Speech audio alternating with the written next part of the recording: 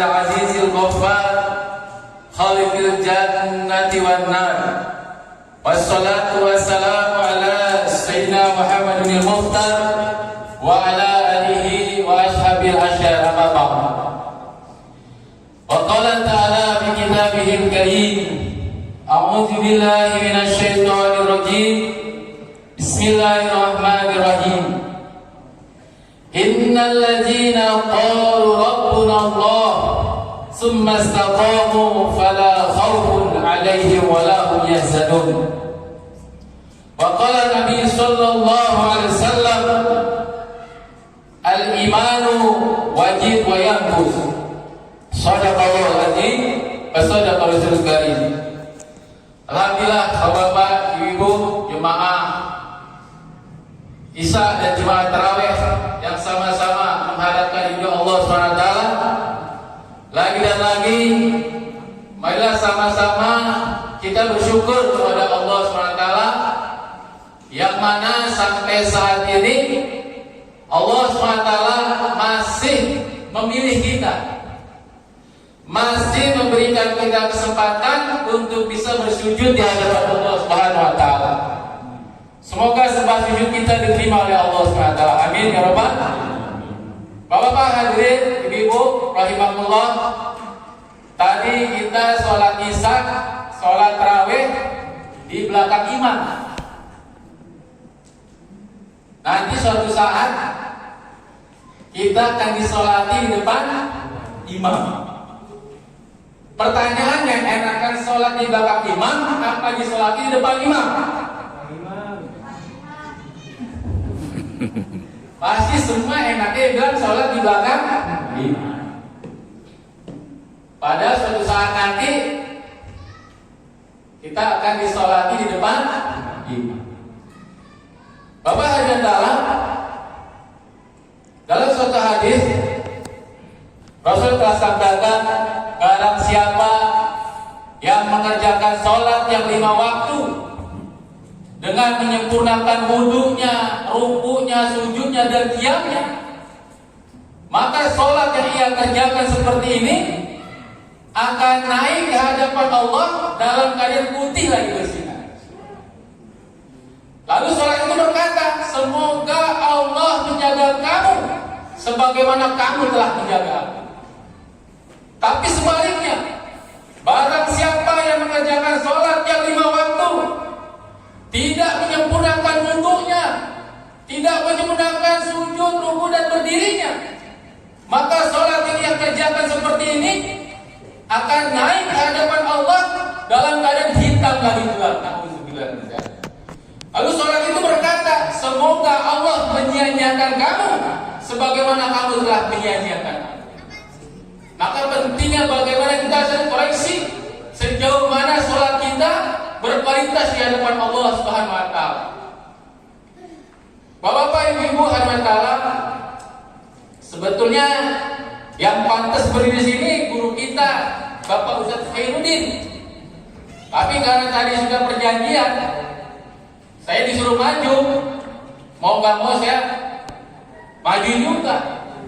Karena tadi keputusannya musyawarah bertiga, saya, Pak RT, Pak Ustaz Khairuddin. Yang jadi imam saya sholat isya, yang ceramahnya Ustaz Khairuddin, yang terima amplopnya Bapak Niman. Coba. Benar apa benar? Benar-benar kebeningan ini Pak. Bapak ada salah. Jadi kita bersyukur sampai saat ini tarawih yang ke-19 Allah masih pilih kita.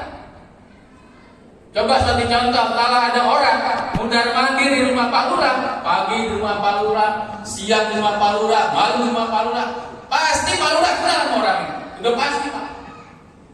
Jangan-jangan orang ini orang percayanya Pak Lurah.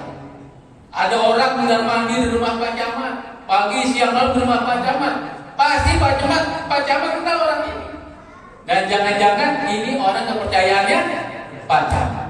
Nah sekarang ada orang mundar mandir di masjid, siang ke masjid, subuh ke masjid, isya ke masjid, maghrib ke masjid. Ini Allah kenal banget orang ini Pak. Allah kenal banget orang ini. Jangan-jangan orang ini kepercayaannya Allah SWT. Mudah-mudahan kita menjadi orang yang dipercaya Allah SWT. Amin ya Rabbal alamin. Bapak yang dalam, jadi sedikit kita akan membahas masalah kalimat tauhid, kalimat la ilaha illallah. Mungkin kalau kita tanya apa arti la ilaha illallah, semuanya pasti tahu. Anak-anak kecil kalau kita tanya, nah, apa arti dari kalimat la ilaha illallah? Tadi pesantren anak-anak Pak, saya tanya seperti itu, anak-anak bilang, artinya tidak ada yang berdasar kecuali Allah. Semua tahu Pak. Semua anak-anak santri kita satu persatu tahu. Tapi ketika kita tanya, apa maksud dari kalimat la ilaha? Nah sekarang kita mau tanya sama Bapak nih, apa maksud dari kalimat la ilaha illallah? Tadi artinya udah tahu semua. Artinya tidak ada yang berhak disembah kecuali. Sekarang kita mau tanya apa maksud dari kalimat la ilaha illallah. Maka ulama memberitahukan kepada kita, maksud dari kalimat la ilaha illallah artinya mengeluarkan keyakinan yang salah dari hati kita dan memasukkan keyakinan yang benar hanya kepada Allah. Ini maksud dari kalimat la ilaha illallah. Setelah kita mengetahui maksudnya, kita harus mengetahui keuntungannya. Apa keuntungan dari kalimat la ilaha illallah? Maka Rasulullah telah sabdakan, man kana akhiri kalami la ilaha illallah dakhala jannah. Barang siapa yang di akhir hayatnya dia mampu, dia bisa mengucapkan kalimat la ilaha illallah, dijamin masuk surga. Ini ada suatu cerita Pak, tahu benar atau enggak, saya juga dari sahabat, dari teman saya. Dia bilang tahun 90 itu di daerah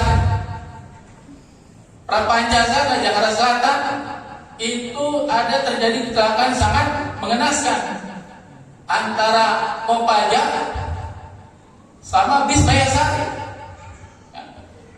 Terjadi kecelakaan. Ketika didatangi sama petugas keamanan, yang paling parah yaitu kondektur apa? Keneknya Pak. Kondekturnya parah, tapi lebih parah keneknya. Akhirnya buru-buru dibawa ke rumah sakit. Supirnya dibawa ke rumah sakit, keneknya dibawa ke rumah sakit. Keluarganya dipanggil karena udah harapan sembuh kayaknya nggak ada. Apa yang kita pikirkan akan masuk dalam hati kita. Itu udah pasti Pak. Contoh lagi, kemarin terjadi kecelakaan di tempat ini. Cuma sebentar lihatnya, cuma nggak 2 menit lah. Tapi di rumah masih terbayang Pak. Itu orang masya Allah masih ingat. Besok ditanya masih ingat Pak. Jadi benar, apa yang kita lihat, apa yang kita bicarakan, apa yang kita pikirkan pasti masuk ke dalam hati. Jadi kita berusaha bagaimana yang kita bicarakan keagungan Allah setiap hari. Yang kita lihat kebesaran Allah. Yang kita pikirkan ciptaan Allah. Kalau ada 3 perkara ini hari-hari, maka masuk dalam hati kita kebesaran Allah. Kalau kebesaran Allah sudah masuk dalam hati kita, maka keyakinan kepada makhluk akan keluar dari hati kita. Contoh lain, kadang-kadang orang tua, kalau anak kita minta jajan buat ke sekolah, pasti kita kasih. Pak, bagi duit Pak, buat berangkat ke sekolah, dikasih. Sehari, sebulan, setahun, begitu terus. Tapi ketika ongkosnya nggak dikasih, kira-kira anak kita